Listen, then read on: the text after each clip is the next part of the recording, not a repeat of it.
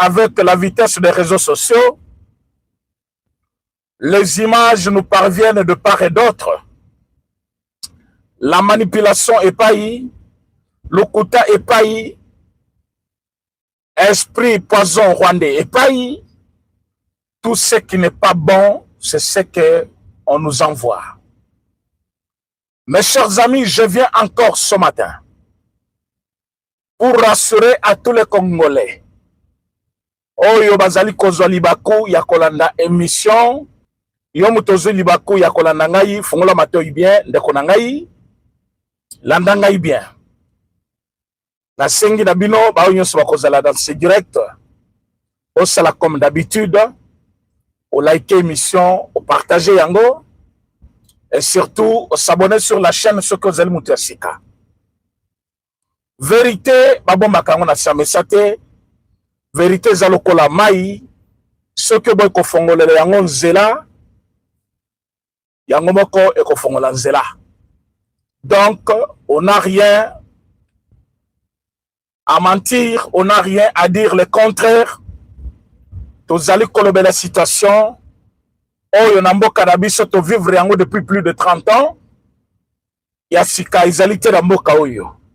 Et donc, on n'a pas peur de dire la vérité au peuple congolais, parce que vérité peut et sauvaka des âmes. Par contre, panique izali causé, et qu'on peut s'abattre maladie, bat mosso bakufa panique, bat mosso sou, bazali kokima bitumba, donc il y a trop de choses. Merci na bande konyo so bazali kokomela biso, de quoi zali na koluzi tomonio déjà, bande konyo so bazali kolanda biso partout dans le monde. Vous partagez information, vous partagez vidéo, vous voyez que président René a déjà en direct appelé Sabino information vraie. Une vraie information. Parce que nous ne devons pas rester insensibles dans un moment où Yobatoubaza a réellement besoin d'abisso. C'est le moment où nous devons parler. Vous verrez que depuis le matin, comme j'avais promis, on allait faire ensemble une émission le matin. Na sali yangote, parce que j'étais obligé de suivre de part et d'autre de plus près la situation et puis vous ramener une bonne information et vraie. Bande Kobalandi, situation na Uvira ezali kitoko. Situation ezali kitoko, ba soldat na biso bazali kosala oyo na bango plan, ba wazalendo bazape na plan na bango. Mais boye bake ba M23 bazaki pe na oya bango plan. Selon les militaires congolais, c'est comme si il y avait des personnes oyo bazaki ba infiltré pour le compte du Rwanda. Déjà na kati ya Uvira oyo bazaki kozwa ba position na bango. Alors il fallait se regrouper, former des groupes d'action. Yabatu oyo bazali kobunda. Montons le plan qui n'est pas connu de d'autres personnes que par ba unité oyo bango moko ba yebike waza maso na biso, waza mutu na biso. Wazalendo de même.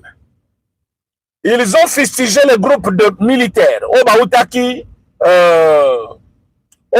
Kamanyola.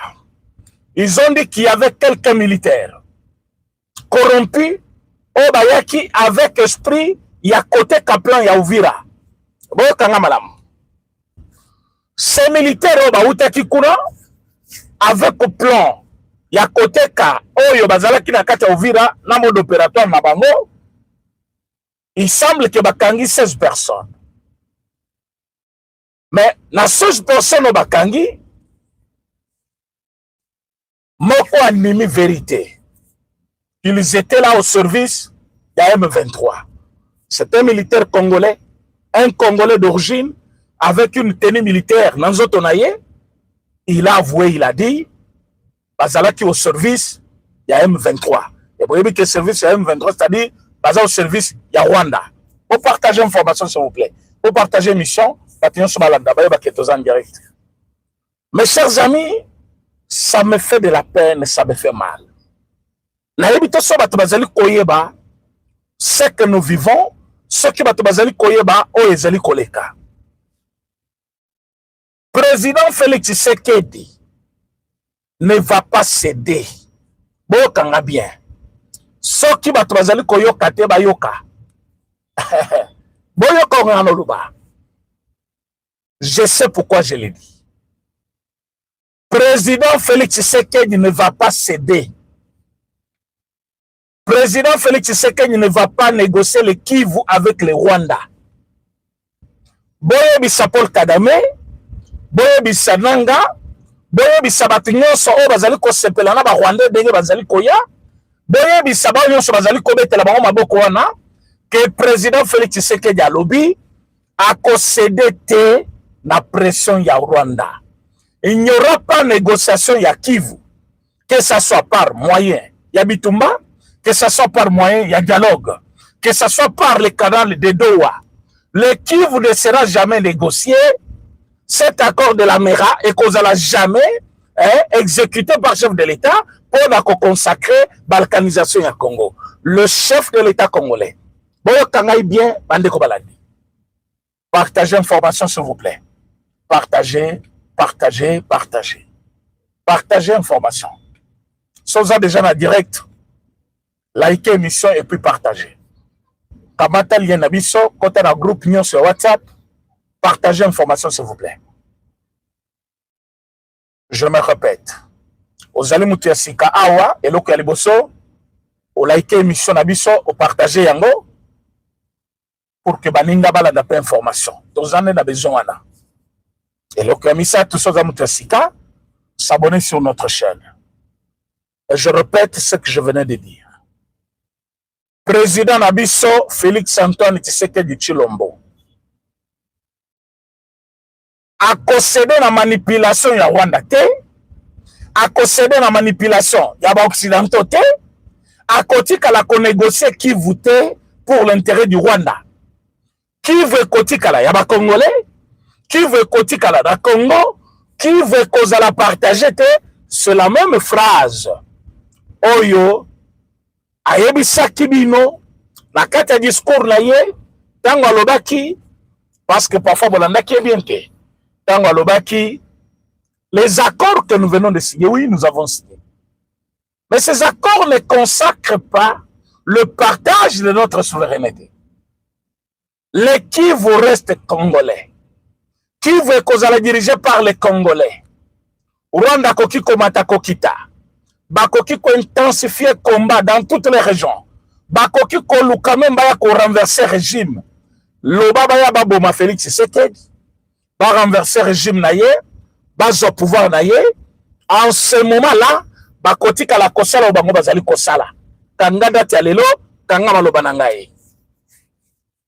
Donc, comme je vous ai dit ça hier, ce qui se passe, c'est une forme de pression. Moussa Lobaki, vous voulez que je vous parle en quelle langue? Il n'y a pas de rebelles. Ce sont les Rwandais. Il n'y a pas de rebelles. Il n'y a pas de rebelles. Ce sont les Rwandais. Les Rwandais nous font la guerre. Et le Congo ne va pas demeurer toujours dans les négociations. Le Rwanda nous fait la guerre. Nous allons répondre à la guerre. Mais on ne va pas céder pour dire que non, parce que il faut que Congolais bayoka. Tozali na kati ya Doha, tozali ko discuter. Na ba conditions s'opposées par M23, boye ba qu'il n'y a pas eu satisfaction. Même à une seule condition posée. Vous êtes sans le savoir que jusqu'aujourd'hui, Tobimis même pas un seul prisonnier pour le compte de M23, alors que c'était leur obligation. Boyebi keti na mo ya lelo, banque nyonso ya Goma efungwami te. Boyebi ke koba na mokolo tozala bango kuna na Doha, ils avaient imposé que bapesa batoni ba le président Tshisekedi a nommé bango ba gouverneur pour que bitumbe sila.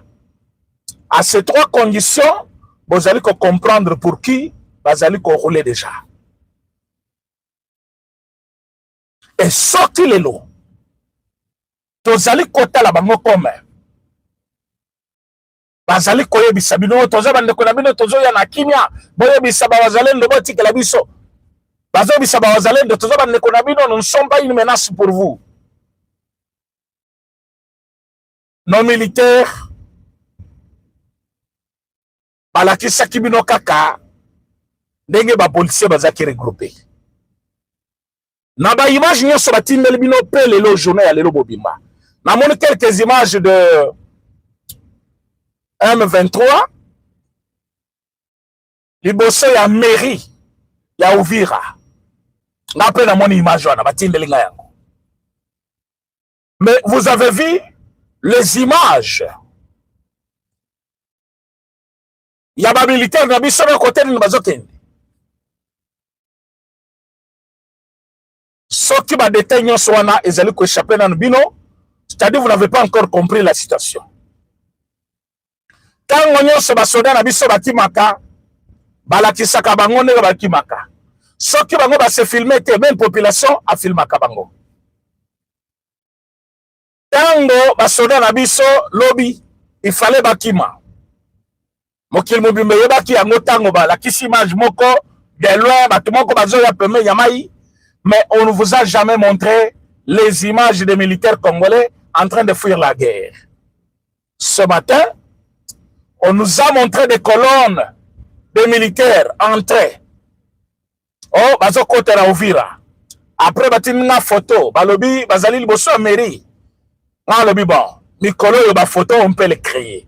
Mais comment croire? Baye koti na photo musus. Basoda bazoleka.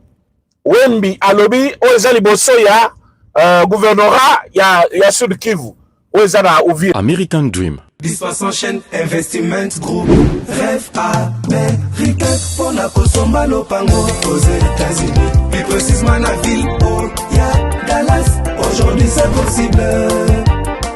Pays moi pendant 30 ans.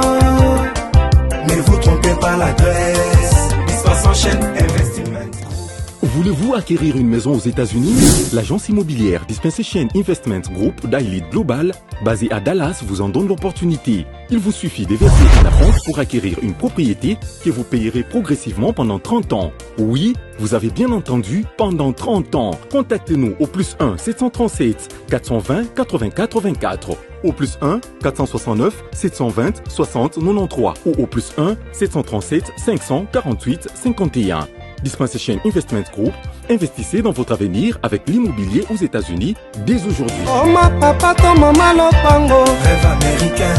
Venez nous contacter. Rêve américain. Tapez sur Google. Dispensation Investment Group. Na moke na komi baye. Lopango elenge.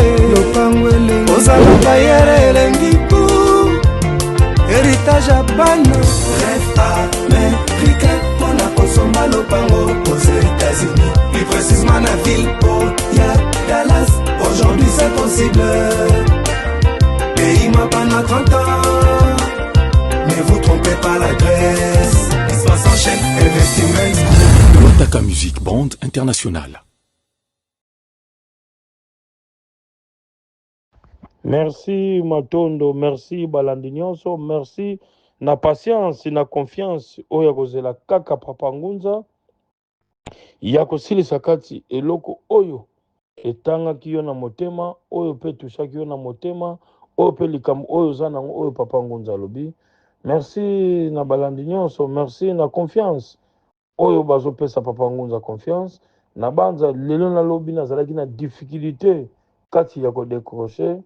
Lelo na banza mutu nyonso ezolobaka makama spiritualité, soit des pasteurs, soit des prophètes, soit des prophétesses.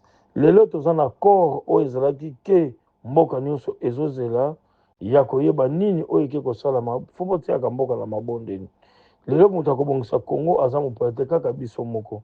Lelo bozoba bosalaka spiritualité, bozaba église, bozana ba pasteur, bozalaka na méditation na trip.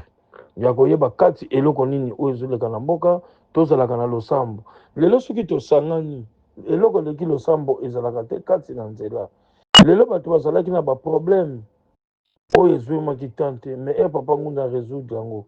Est-ce kobenga Papa Ngunza ndoki? Okobenga ngai ndoki pourquoi? Ngai na kosalisa yo ya ko respecter kaka ba norme oyo tosololi. napesaka moto condition te, napesaka pe moto délai te. Tata wa Nzambe otobengaka Mfumu Kimbangu, lelo tobengaka Nzambe aza lion ya monde ya koyeba kati eloko nini oyo ezotungisa oyo eza kati na bomoi ya mutu. Lelo ozomona mutu mosusu aboti bana, me bana bazobala te, bana bazosala te, bana stabilité eza te, eza malade. Papa Ngunza aza disponible. A bientôt Papa Ngunza pe akopema. C'est le temps ya ko profiter tozo kota na mbula sika. 2026 mutu nyonso azalaki na problème, mutu nyonso difficulté, mutu nyonso stabilité ezalaki te. Benga Papa Ngunza ya koexplike kana yo na kozwila yo solution okota na mbula sika oza na rentabilité ya malamu. Numéro ya Papa Ngunza nyonso mibale eza gratuit, consultation eza gratuit. Nyonso mibale eza na WhatsApp. Plus 243 98 17 17 013. Plus 243 89 44 54 885. Merci tokozonga so na sujet moko etungisi bato ebele. Lelo oza na problème osomba place, osomba lupangu, osomba terrain, osomba marchandise ezotambola te, eza blocage ya balien. Oza na problème lupangu na yo bato bazoya. Lelo mutu nyonso asombaka eloko olobi eloko wana esunga ye. Mutu akosomba eloko te po ezala stati encore de difficulté, mutu aza na droit ko revendre eloko oyo ya ye asombaki po akoka pe kosunga bato. Lelo bato mosusu baza na bamboko ya poto, France, Belgique, Canada, Suisse, États-Unis, partout dans le monde. Aux 8 ans ya kozwa baemployé basalelako mosala, me mbongo ezovanda te. Eza problème mobimba, eza malade. Ozwami problème ke osali petite entreprise, société ezomarche te, benga Papa Ngunza ya kolivia kosala tire client eza kisi te. Eza par rapport okotisi ofuta pe bato oyo bazosala mosala. Oza na problème wana, oye na marchandise ezotekama te, oza na société, oza na biloko ezoteka ezokende te, benga Papa Ngunza ya kosalela yo promotion, ya kosalela mosala okoka ko se recevoir, be okoka ko réussir kati na eloko oyo obimiseli mbongo. Mutu mosusu akobimisa mbongo 20 000, 30 000, 50 000, me ere aye koteka mbongo wana ezomonana te. Aye na marchandise, aye na mituka, bato bakotala ekei, mituka mosusu bande ya 4 à 5 ans, 3 ans, une année. Non, non, non, non. Eza problème. Oza na problème ya blocage wana, benga Papa Ngunza. Oza na problème umeli na poto, bato bayebi koza na mukanda, nzoko zaka na mukanda te. Benga Papa Ngunza na kosalela mosala. Deuxième sujet oyo nazozongela koloba, bino bozana basi kati na ndako partout dans le monde, bozala très prudent. Il y a des gens mosusu bakoti France, Belgique, Canada, ya koya kobebisa ba foyer bato. Soki abebisi foyer poni nazoloka mukanda na sima ya mwasi wana. Na soka zwi mukanda kimi. Bozala très prudent mayele. Yo pe papa, yo pe mama, ozwi message ya Papa Ngunza. Problème oza nango ya féblicité ya kimobali, éjaculation précoce. Kimobali koma mukie ndeti mwana botami lobi ndeti cho ya bik, benga Papa Ngunza na kozongisela upikiniki na dimension oyo lingi. Toza na 22 cm, 20 et 24 et 26. Na endurance secret ya kimobali, endurance yango ko rendre service malamu. Toza na 3600 oyo esalaka pasi na kati ya féblicité. Toza na musisa central ebani na cerveau tina nsima mokongo. Toza na musisa ya gauche, toza na musisa ya droite. Na kotelemisa kimobali na yo sans problème, sans condition, na mai ya pamba na mafuta. Papa Ngunza aza disponible. Mamero nyonso mibale, consultation eza gratuit. Plus 243 98 17 17 013. Plus 243 89 44 54 885. Lelo oza na problème ya diabète. problème ya diabète ata sali 5 à 6 à 10 à 20 ans benga papa Ngunza directement 3 jours oke kosalisa examen na yo balongoli diabète oyo eza na kati ya nzoto oza na problème ya cancer oza na problème pota moko ewumeli yo so eza mbaso ya venin benga papa Ngunza oza na problème ya maladie eza na mwana epilepsie azozwa maladi ya ndeke libumu evimbi hepatite benga papa Ngunza na kosalela yo lelo na banza tozolobaka yango mingi ya koyeba korendre service lelo mosala spiritualité komona lokuta kimoyibi nas kiescroquerie ya koyeba kati ya kosunga poso moyini te tata wa beto mfumu kimbangu alobaki na mokolo suka bokomona baprofete bokomona baprophétese bokomona baguérisseur bokomona bapaster lelo nazobetela bino lisolo moko bandeko bobombaka ngai nzambe bakoko abakisa mpona kosunga par rapport à quoi soit disant lelo oza paster osimbi motu na lokolo ngumu ebimi osimbi bompuku ebimi niao ebimi c'est archi faux boyokaka biloko na eza lokuta spiritualité eza connaissance soki oza na connaissance okorendre motu service lelo nayebisaka bino na makambo etangami ya mbongo pote mone ezonge non tozalaka na banorme ya kotia motu na balien privé botika kobima libanda ya mboka nyonso ezali pourquoi lelo oza na problème ya makambo ya mbongo eza papa Ngunza te moto apesaka mbongo me mbongo na kozonga na balien privé po ya de famille mosusu biloko ya libanda ekotaka te opesa motu mbongo fo kotisa ye na balien privé ya koyeba mbongo eza na ekila te elia motu nyonso monta nyonso ya mbongo oyo oza nango besoin pa papa Ngunza na kozwa yango na lien kaka ya famille na bino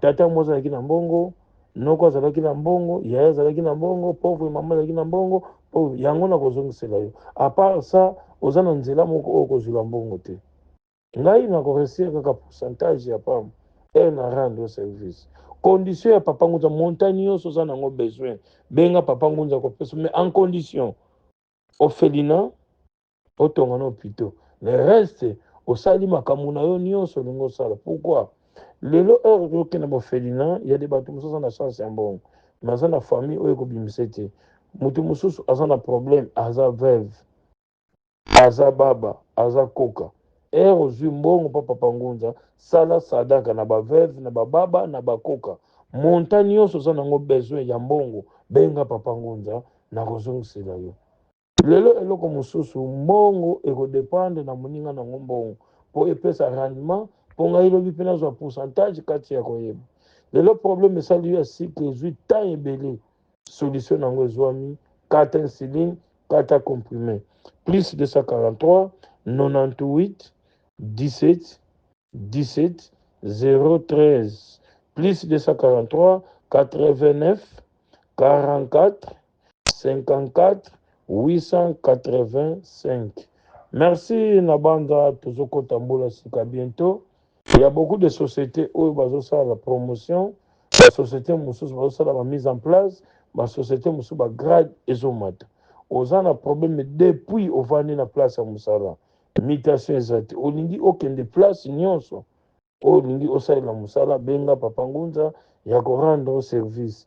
Lelo soki oza na compétence oyebi koza na compétence ya kosala olanda toujours maloba ya peuple posunga peuple entreprise privée société l'état osalaka na DGM osalaka na DGI osalaka na douane tous les services olingi grade olingi promotion olingi ometenir kaka poste na yo wana benga papa Ngunza aza sur place oza na problème na entreprise boyokani eza te olingi oyo lobi chef na bino azala d'accord non comme attirante comme domination benga papa Ngunza oza na besoin ndeko mobali kufa nsoni kumona mpasi oyo eza maloba oyo wuti na tata Simon Kimbangu mvuluzi oyo aza ancêtre invisible oza na besoin ndeko mobali oza na besoin ya mwasi ozalaka na bobangi ozalaka na soni ya koyebisa ye benga papa Ngunza na kosala mosala directement olobi likamwana mpa mwana mwasi wana bovandi yo mpe mwana mwasi oza na besoin ya mobali wana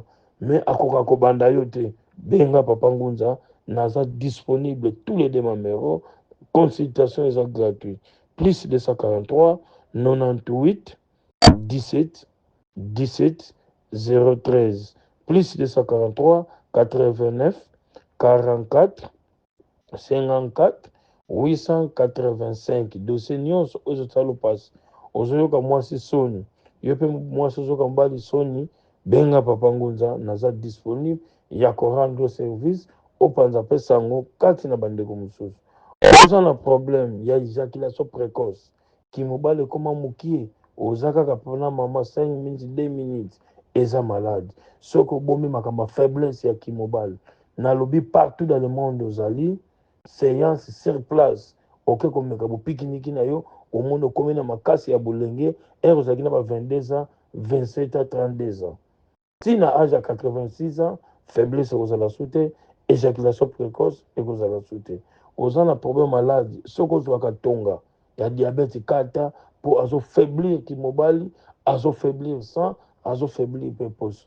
Merci na balandi nyonso par rapport ya ere oyo bozwinga tozalaki kati na esengo na bapriere ya kosilisa kati ya mpe ekota na kati ya mboka, lobi mboka oyo ebengama grande puissance mpe ekoti na kati ya mboka oyo bato balobaki soit disa bato mosusu bakoya te bango na baye. Merci Seigneur, merci bankulu, merci Tata Simo Kimbangu, merci na balandi nyonso oyo bapesi confiance na Papa Ngunza Matondo, merci mpe na kati ya mboka, merci. Voilà, mesdames et messieurs, vous êtes sur Top Africa Télévision. Bienvenue dans cette émission Congo mon pays, là où nous avons l'habitude d'analyser les actualités sociopolitiques de notre cher et beau pays, la République démocratique du Congo. Je salue tous les Congolais qui nous suivent partout dans le monde. Bande Konabiso, Bozo en Europe, Bozo en Amérique, en Asie, en Océanie. Voilà. Surtout Bandeko Oazoro Ndabiso Awanakatia, République démocratique du Congo. Votre frère J.R. Walungwa 100% né Congolais, descendant direct de Simon Kimbangu, et de retour dans votre chaîne Top Africa Télévision pour vous informer de tout ce qui se passe dans notre cher et beau pays, la République démocratique du Congo. Alors, Bandeko Oazoro partout dans le monde. D'abord, nous allons parler de la situation sécuritaire à l'est de la République démocratique du Congo, là où les affrontements continuent entre les forces armées de la République démocratique du Congo et l'armée rwandaise, qu'on se le dise. Parce que dans la ligne, surtout dans à tout moment, M23, non. Ce n'est plus les M23, nous devons parler de l'armée rwandaise. Parce que M23, c'est juste une coquille vide. Nous faisons face à l'armée rwandaise, soutenue par le Kenya, soutenue par l'Ouganda. Nous le savons très bien. Nous allons parler dans cette émission, chers amis internautes. Le président Félix Tshisekedi, dans ce net moment, il se retrouve, il séjourne en Serbie, là où il y a de bonnes choses, chers amis internautes. Nous allons essayer de parler dans cette émission. Qui se passe au niveau de la Serbie? Qu'est-ce qui se passe au niveau de la Serbie entre le président Félix Tshisekedi Tshilombo et le président de la Serbie? Nous allons essayer d'en parler dans cette émission, vous allez comprendre.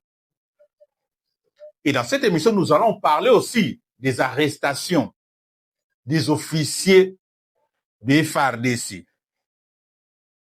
Comme vous le savez très bien, le porte-parole, il y a force armée de la République démocratique du Congo qui a communiqué pour clarifier les choses. Par rapport, il y a une interpellation, il y a plusieurs officiers, il y a FARDC au bazar qui s'est retrouvé pour l'instant. Monsieur Bazan a niveau, il y a des miap, monsieur Bazan a niveau, il y a Ndolo. Donc, on met un peu pour analyser avec Pandéposo partout dans le monde. Alors, pour la toute première fois dans cette chaîne, tu n'es pas encore abonné dans Top Africa Télévision, ça serait une façon pour vous de contribuer dans tout ce que nous sommes en train de faire pour vous informer. Il suffit seulement d'aimer cette vidéo, de partager et surtout abonnez-vous dans cette chaîne Top Africa Télévision. Si vous ne savez pas comment faire pour s'abonner, vous voyez au bas de vos écrans, il y a une petite cloche que vous voyez là en rouge, si je me trompe pas. Il y a une petite cloche en bas de votre vidéo.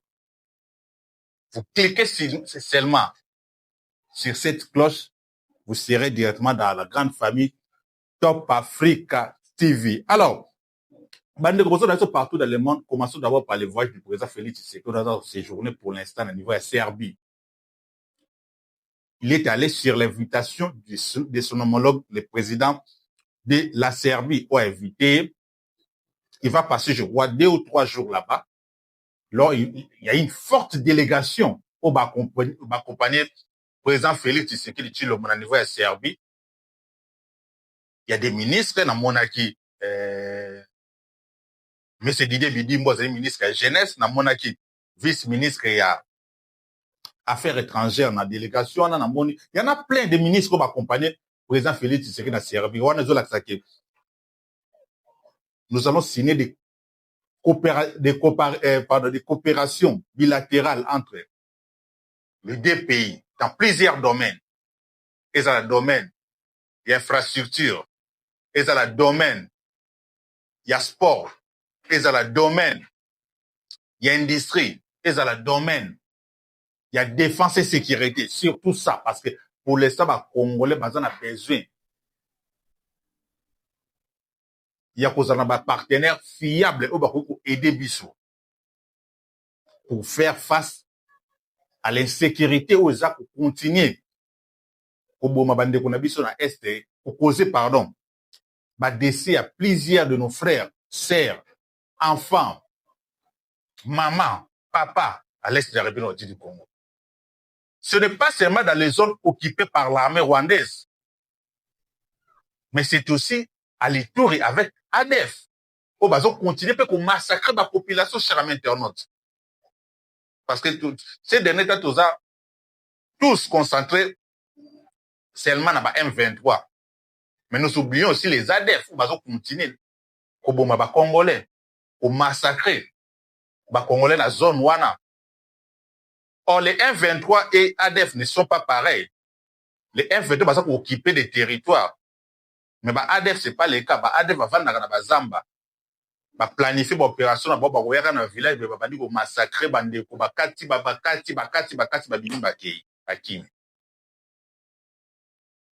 question na zone mususu ba bimi na ba village mususu ba ye ba kati na image to ça qui lobby franchement bande ko foza na mutema potala ba image wana komona bana mwana ya muki ya 7 ans 8 ans 10 ans ba kati motu mama ba pasoli libumo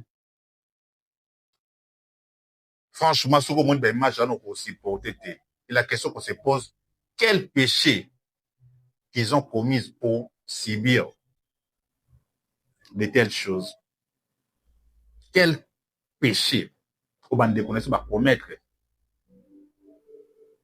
pour ba kufaliwa ya ndengo wana? Franchement, ma service de sécurité na biso, vous devez travailler, surtout ma service de renseignement. Vous devez travailler quand même pour empêcher biloko bongo salamate. Ça peut rôle ya service de renseignement parce que service de renseignement za wana kaka te pona au traquer bato baza contre régime. Non. Service de renseignement za wana aussi pona pour empêcher biloko bongo salamate. Parce que vous avez même la capacité à infiltrer ma troupe wana ba ADF wana. Ça c'est fait. Chers amis internautes. La CIA pour traquer Ben Laden, ils ont infiltré même le mouvement Al-Qaïda. Infiltré même Al-Qaïda pour avoir des informations à Ben Laden. Ben Laden au Zarawat. Jusqu'à ce qu'ils retrouver. C'est pareil avec aussi nos services de renseignement. Vous devez infiltrer ces groupes terroristes, avoir des éléments à l'intérieur de ces groupes terroristes. De manière à planifier un plan à bango éléments na biso na kati déjà pour informer service de sécurité que non dans 2 jours dans 3 jours nous allons attaquer quel village et service de sécurité notre armée va poser à disposition pour empêcher l'eau salamate. Moi je pense que service de renseignement il faut changer de stratégie pour résoudre le problème il y a insécurité dans les tours. Nous le savons très bien. Au niveau du tour, le général Lubo Yaka Chamadjoni, il fait un grand travail que vous ne pouvez pas imaginer. Si on avait des généraux comme le général Luboya Kachama, surtout qu'il y a 10 na FRDC. Mais il y a un 23, il y a comme Goma te Bukavu. Je ne pense pas qu'il y a un 23, il y a comme Goma te Bukavu. Si on avait des généraux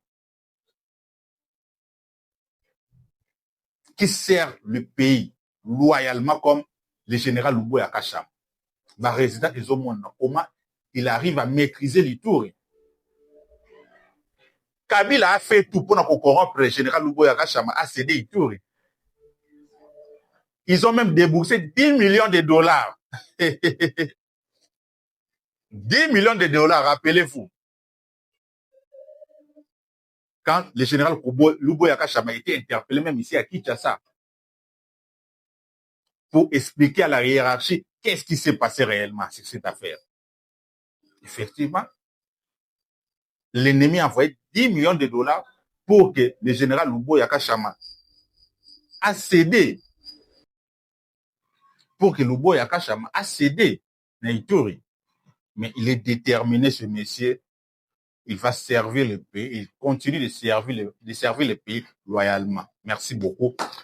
Général Luboya Kachama Johnny Oazo Salam Sala Makasi Naï. Niveau Yaïtour. Il mérite mieux.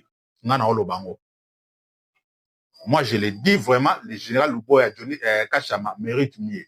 N'a pas une image. Il y a bâtiment ils allaient former. Dans le niveau Ituri.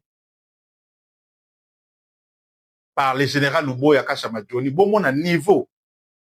Il réorganise les choses.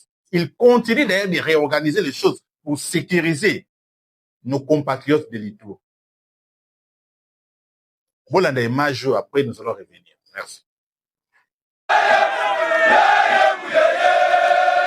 Devant les hommes en uniforme matin, midi et soir, le commandant des opérations et gouvernant militaire de l'Ituri ne restait pas indifférent. Cet officier général, ici au site de Diango, à l'ouest de la ville de Bunia, chef-lieu de la province de l'Ituri, montre son enthousiasme. Awa, depuis que te communiques awa, na bandeko na biso ba partenaire na biso MONUSCO, basale biso ba renforcement de capacité et formation kili. Peto moni que formation wana et profiter mingi na basoda na biso tango baza na terrain. Bino pe na moni bino lelo yo. Ndenge nini bosali mazoezi awa. Na moni que boza na détermination. Mutu na mutu aza na confiance na ye. Bobanga lisusu eloko moko te. Ngai commandant na bino naza fier na bino. Pe na yebi que musala o bakopesa. Eza musala moko bokosala ngo très bien. Le lieutenant général Luboya Kachama Johnny suit de près les renforcements de capacités des hommes en uniforme à Rwampara et au camp de Romo. Pour nous, militaires, il faut aussi la formation continue. Vous avez vu la plupart de ceux qui viennent d'arriver, ce sont des jeunes gens qui viennent des centres d'instruction. Et donc, à l'unité ici, il faut des performances. Il faut qu'ils deviennent professionnels. Et donc, nous, ensemble avec le bureau ici, nous avons organisé cette formation pour d'abord qu'ils s'acclimatent et puis qu'ils apprennent des nouvelles armes ou même qu'ils apprennent plus, qu'ils arrivent vraiment à bien contrôler, à bien, n'est-ce pas, effectuer leurs tirs et de sorte que cette menace soit vraiment détruite et anéantie. Le numéro 1 de la province de l'Ituri partage sa compassion aux hommes en uniforme blessés sur différentes lignes de front pour la défense de la patrie. Félicitations. Voilà les gens de combattant dont on a besoin. Vraiment, félicitations. Courage. Courage, vraiment. Ça va aller. Vraiment, courage.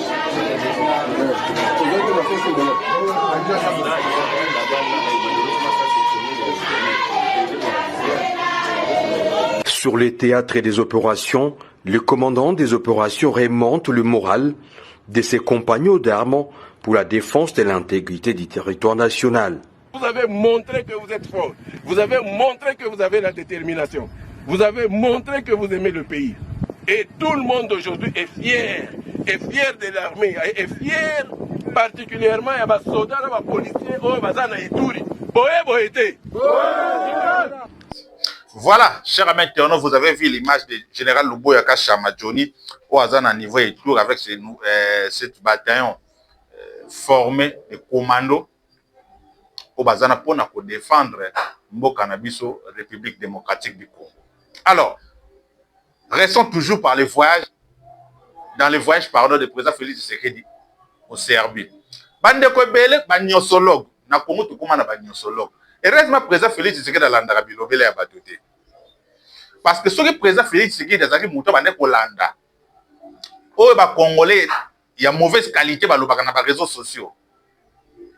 Mais à quoi même pour se décourager. Parfois, tu peux te poser des questions, tu te dis, ah, mais comment bateau ngana kobima? Parfois, je laisse mes enfants. Nazo bima na keli banda pona kende kolukela bango solution. Mais ce sont des mêmes Congolais qui me critiquent dans les réseaux sociaux. Non, président Félix Tshisekedi. Ce ne sont pas tous les Congolais qui te critiquent dans les réseaux sociaux. Heureusement, vous-même, vous le savez très bien. Mais ce sont des Congolais au bazar pour ça l'apogée. Il y a Paul Kagame à la République démocratique du Congo. Parce que quand Paul Kagame a étudié les Congolais, comment les Congolais fonctionnent, il a vite compris que non, Congolais sont facilement manipulables. Vous pouvez les manipuler comme tu veux, surtout quand tu as des billets verts. Et si vous prenez seulement des têtes d'affiche, vous ciblez quelques-uns, vous pensez que les autres vont suivre. Donc voilà.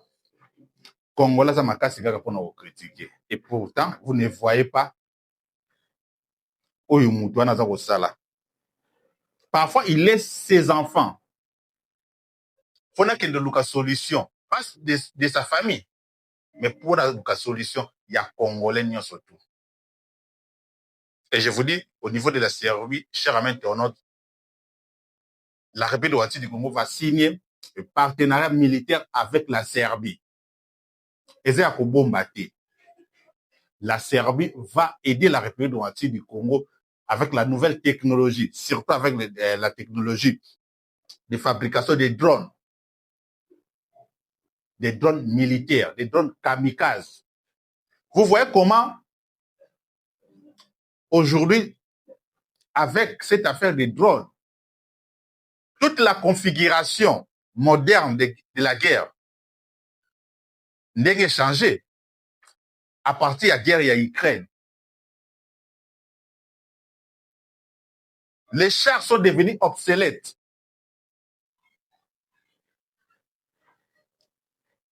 Les chars sont devenus obsolètes, chers amis internautes.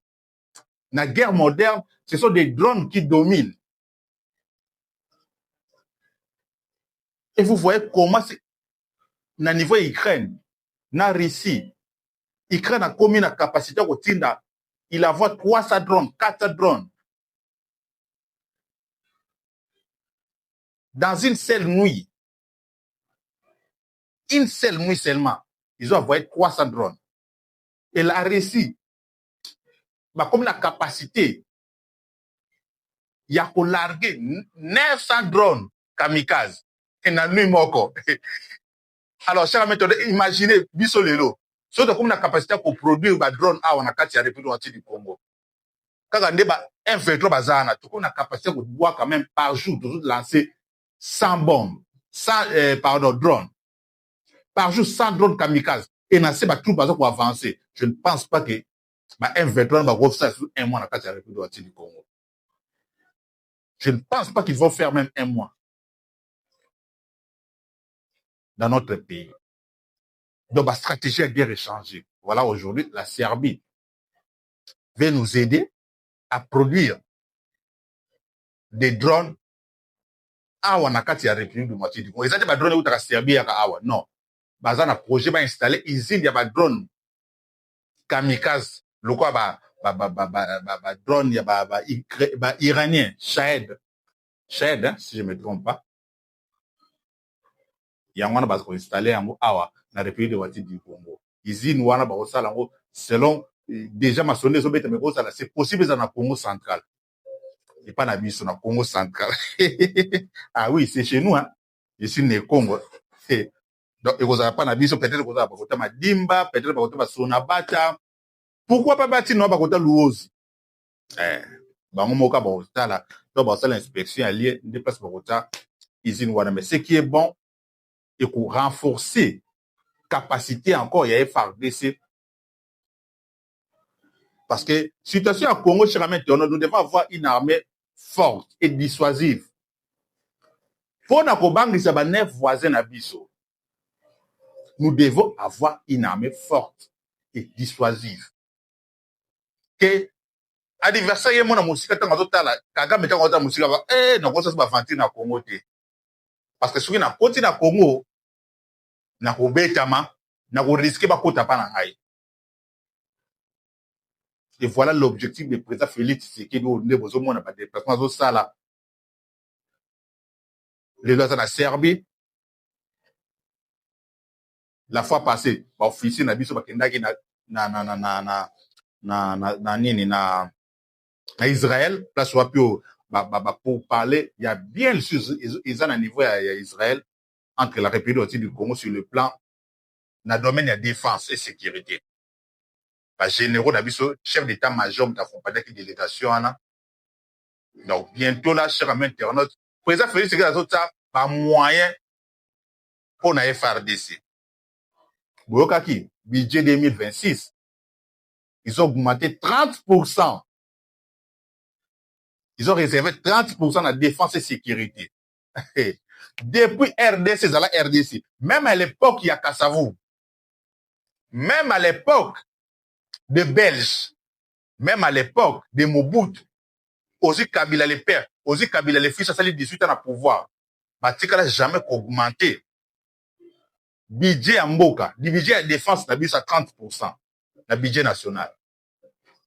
Na Kabila Tondo, na 18 ans, Kabila Tondo, 2%, 1%, 3%, 4%. Et tant que vous avez ça, moyen malongate na armée na biso. Pas ça la moussala. Parce que budget on a beaucoup ça na FARDC, yom de sala na ba service de sécurité, yom de sala ba former, ba militaire, ba équiper bango, ba fouta bango bien. Vous voyez? Ba s'occuper même na ba famille na bango. Ba somba ba matériel ya malonga.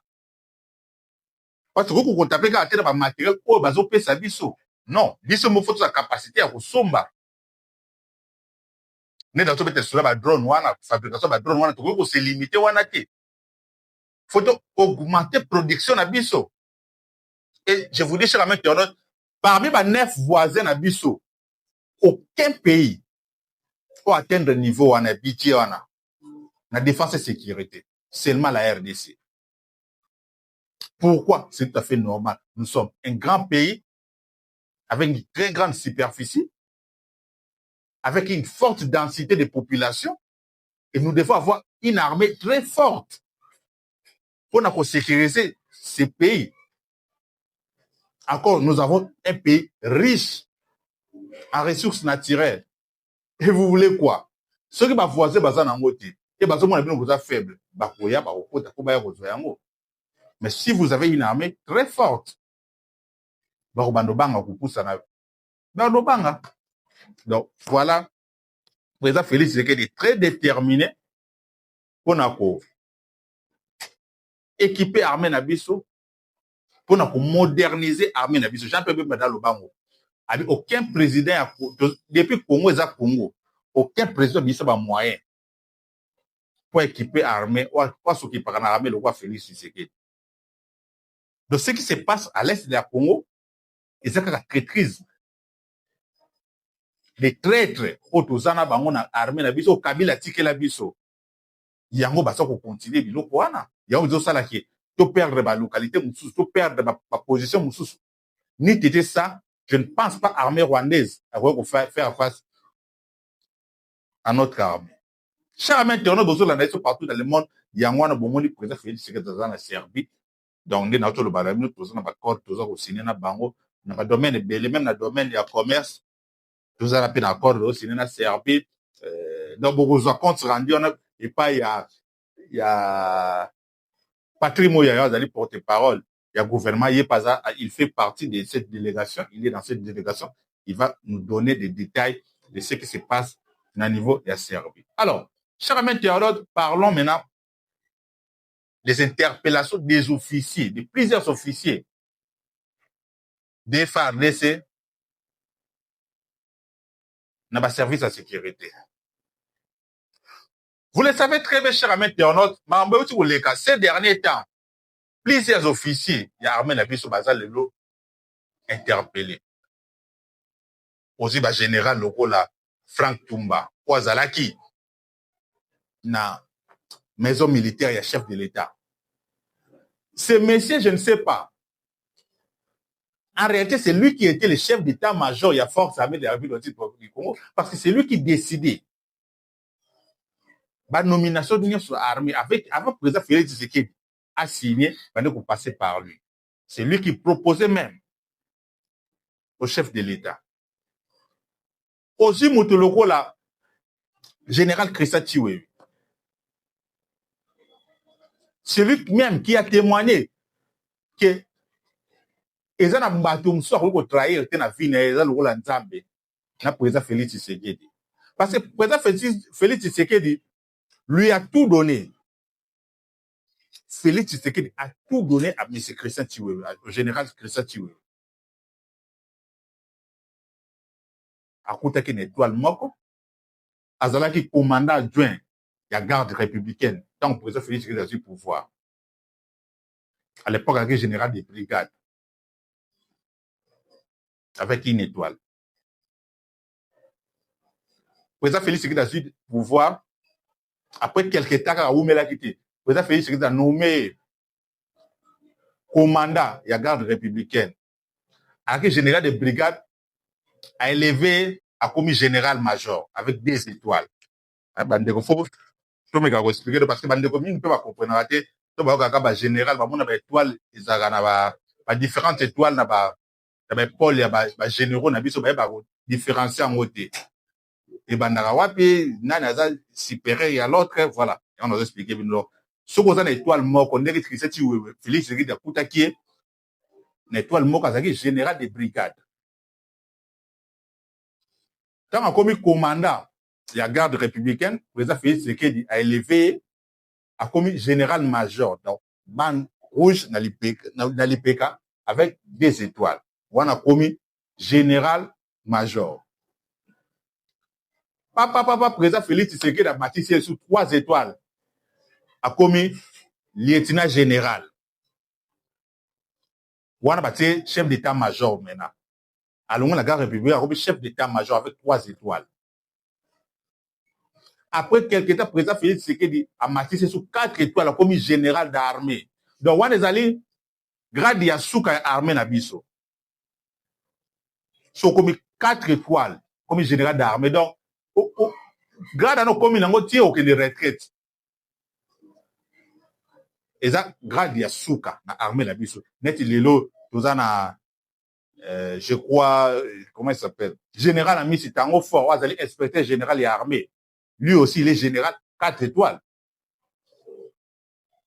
Christian Chiwe. Qu'est-ce que le président Félix Tshisekedi n'a pas donné à général Christian Chiwe?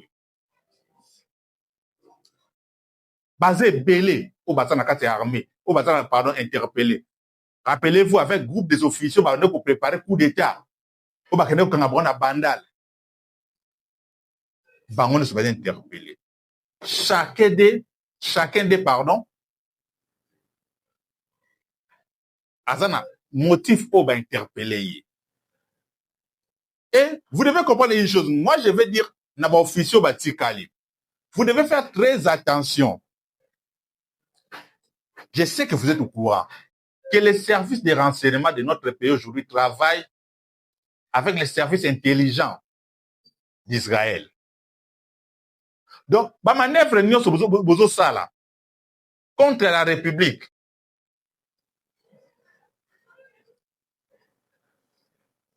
Bazo récupérer bino facilement. Bozo ebate. Ba mouvement nyonso bozo sala. Ba service à renseignement ba yebi obengaki nani, osololaki nani, oleaki nini, okendaki wapi. Oui, c'est normal quand vous voulez servir la nation, on doit vous surveiller. Et avec tout ce qui se passe dans notre pays, on doit vous surveiller. Les services de renseignement les services de renseignement doivent savoir qu'est-ce que vous êtes en train de faire. Est-ce que vous êtes en train de servir réellement le pays? C'est ça le problème. Et l'officier est belé au bazar de l'interpeller. Vous voyez, interpeller dans le niveau de service, pardon, dans le niveau de justice. Mais sous ce enquête, ils ont continué. Mais sous ce enquête, ils ont continué. Voilà pourquoi jusque-là, au moment où on va procéder à Bangoté. Et au moment opportun, n'engé porte-parole et FRD s'annonce qu'ils ont déjà trouvé réellement ce qui s'est passé. Chacun des sera devant son juge naturel. Alors, Bandeko, tous ceux qui n'ont pas émission d'Abisso, parlons maintenant de ce qui se passe à l'est de la République du Congo. Alors, vous le savez très bien. Les affrontements ont repris entre les FARDC et les terroristes des M23. On a plusieurs positions. Malgré la signature à Doha, les feuilles de route à Doha, pardon, mais les terroristes des M23, pardon, ont violé cet accord des feuilles de route. Et FARDC va croiser les bras, va croiser les bras, l'affrontement continue. Et FARDC, vous allez comprendre une chose, FARDC va changer un peu les stratégies. Parce que pour faire la guerre, vous devez avoir l'argent. Pour faire la guerre, vous devez avoir l'argent. Faut vous sommer Minduki, faut vous foutre ma troupe Nabino.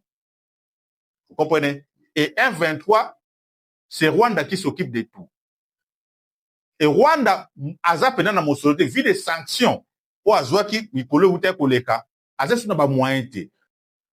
Le seul moyen, aux autres la bango, va financer guerre, ce sont des mines. Il y a RDC qui va occuper les lots, ou va Chino va exploiter. Monsieur, c'est une exploitation artisanale. Il y a des autres la bango, c'est Zumbongo, ba minéré, ba teki, ba Zumbongo permettre bango, ba équiper ba tuna bango. Parfois, on a des drogues minérées avec des armes. Pas payer le rôle de la France, on a un bon côté. On a minéré, voilà ce qui se passe sur l'internet. Et FRDC, ils ont compris ça. Il faut qu'on affaiblir Bango. Comme il faut lancer ces derniers, il frappe, il va mine, kako, il va exploiter. Ces derniers temps, ils ont fait même appel à la Congolais, à l'exploitation artisanale, à la mine, à la zone déjà occupée, à la terroriste, vous devez quitter ces zones. Parce que, et comme ils ciblent, il y a FARDC ces derniers temps. Et ça, qu'on raté. Et ça, qu'on raté sur l'internet. La fois passée, vous avez vu, dans le niveau, il y a Karembo. La souko FARDC, l'équiwana. Et tu bon ba tomate. Na si une tombe tomate zo kita. Donc na ba minu assez. Ma belé assez et baluki. So ba suko etiki ka ba tomate. Na parle même pas. Hier ba leki na Rubaya. Ba bandi donc déposer ba tomate na ba mine. Place ni bando ko sel exploitation na bisu no. Moi, je travaille dans la société, je suis dans les bande qu'on travaille dans mine bakoufi. Parce que, on est comme un bilan chinois. Et de l'autre côté, quand toujours dans Rubaya, les M23 avec l'armée rwandaise, avec des officiers de l'armée rwandaise, planifier déjà comment ils allaient continuer d'avancer. Bazaki en pleine réunion. Or, ma service à renseignement de ma information. En pleine réunion, Souko et l'équipe du Polo. Plusieurs officiers de l'armée rwandaise neutralisés. Donc, bravo. Bravo na stratégie au FARDC. C'est une façon pour affaiblir Bango. Parce que ceux qui vont exploiter sous minté, on a moyen pour financer guerre na Bango. On a moyen pour foutre des troupes na Bango. On a moyen pour sommer armement na Bango. Et FARDC, ils ont compris ça. Bah, officier FARDC, ils ont compris ça. Bah, on a déposé des tomates, place, bah, ça, l'exploitation. Il y a des mines là-bas. Donc, bravo, na FARDC, na moussala, bozo sala. Il y a ma casse pour nous sécuriser Mboka. Une façon de récupérer aussi la zone occupée na ba terroriste M23. Merci beaucoup, Nabandeko. Bolandi Biso, partout dans le monde. Aimez cette vidéo. Abonnez-vous dans cette grande famille de Top Africa Télévision. Votre frère J.A. Walungwa. J.A. Walungwa, 100% Nekongo, les descendants direct de Simon Kimbangu. Et des retours chaque jour avec des analyses de tout ce qui se passe dans notre cher et beau pays, la République démocratique du Congo. À la prochaine. Bye.